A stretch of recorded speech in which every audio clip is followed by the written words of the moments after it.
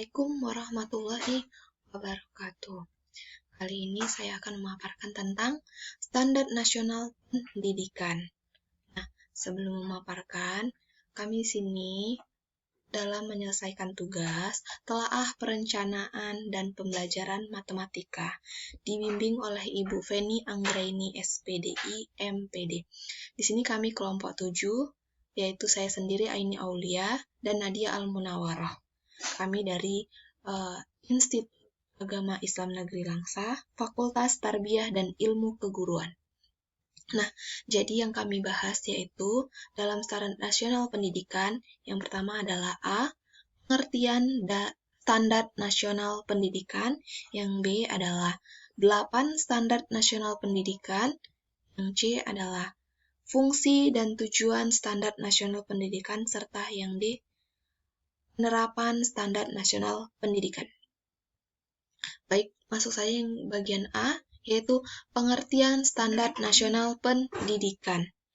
Ada yang tahu apa itu Standar Nasional Pendidikan? Nah, Standar Nasional Pendidikan adalah suatu kriteria atau standar minimal terkait pelaksana sistem pendidikan yang ada di seluruh wilayah hukum Negara Kesatuan Republik Indonesia, serta pengembangan kurikulum tingkat satuan pendidikan yang mengacu pada Standar Nasional Pendidikan dimaksudkan untuk menjamin pencapaian tujuan pendidikan nasional. Nah, masuk yang ke B, yaitu 8 Standar Nasional Pendidikan. Berikut ini adalah 8 standar pendidikan nasional di Indonesia, yaitu yang pertama adalah standar isi, di mana hal-hal yang diatur dalam standar isi mencakup materi minimal dan tingkat kompetensi minimal untuk mencapai kompetensi lulusan minimal untuk jenis dan jenjang pendidikan tertentu. Di dalam standar isi terdapat kerangka dasar dan struktur kurikulum, beban belajar, kurikulum tingkat satuan pendidikan, dan kalender pendidikan. Nah, peraturan Menteri terkait standar isi ini terdapat pada Permen nomor 22 tahun 2006. Yang kedua yaitu standar kompetensi lulusan.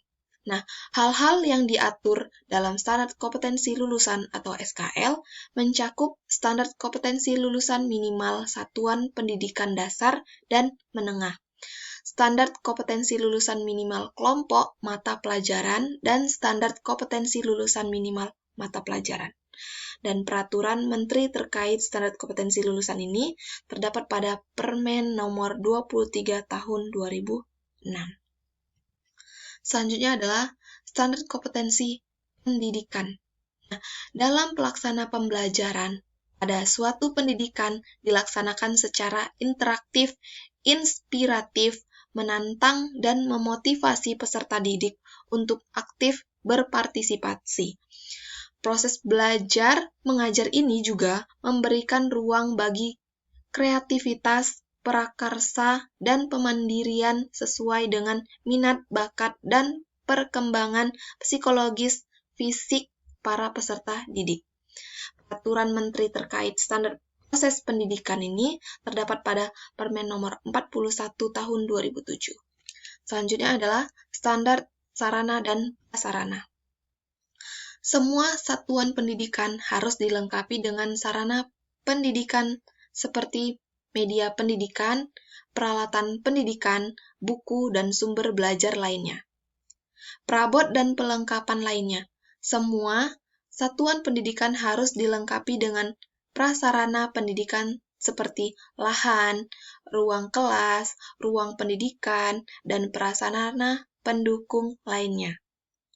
Standar sarana merupakan standar yang cukup penting karena standar proses pendidikan hanya mungkin dapat dilakukan manakah ada standar sarana yang memadai. Peraturan Menteri terkait standar proses pendidikan dapat pada Permen nomor 24 tahun 2007.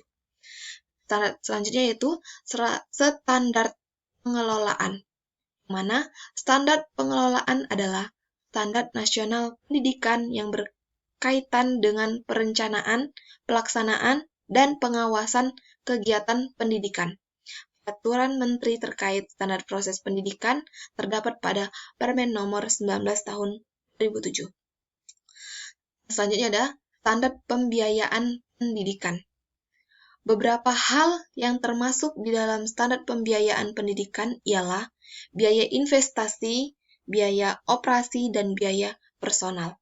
Peraturan Menteri terkait standar pembiayaan pendidikan terdapat pada Permen Nomor 69 Tahun 2009. Selanjutnya adalah standar penilaian pendidikan. Nah, beberapa hal yang termasuk di dalam standar penilaian pendidikan, diantaranya penilaian hasil belajar oleh pendidik, penilaian hasil belajar oleh satuan pendidikan, dan penilaian hasil belajar oleh pemerintah. Peraturan Menteri terkait standar penilaian pendidikan ini terdapat pada Permen Nomor 20 dan 29 Tahun 2007. Selanjutnya, standar pendidikan dan tenaga kependidikan. Nah, tenaga pendidikan atau guru harus mempunyai kualifikasi akademik dan kompetensi sebagai agen pembelajaran, sehat rohani dan jasmani, serta mampu mewujudkan tujuan pendidikan nasional. Nah, peraturan Menteri terkait standar proses pendidikan ini terdapat pada Permen Nomor 12, 13, 16, 18, dan 40 Tahun 2007, serta Permen Nomor 24, 25, 26 Tahun 2008.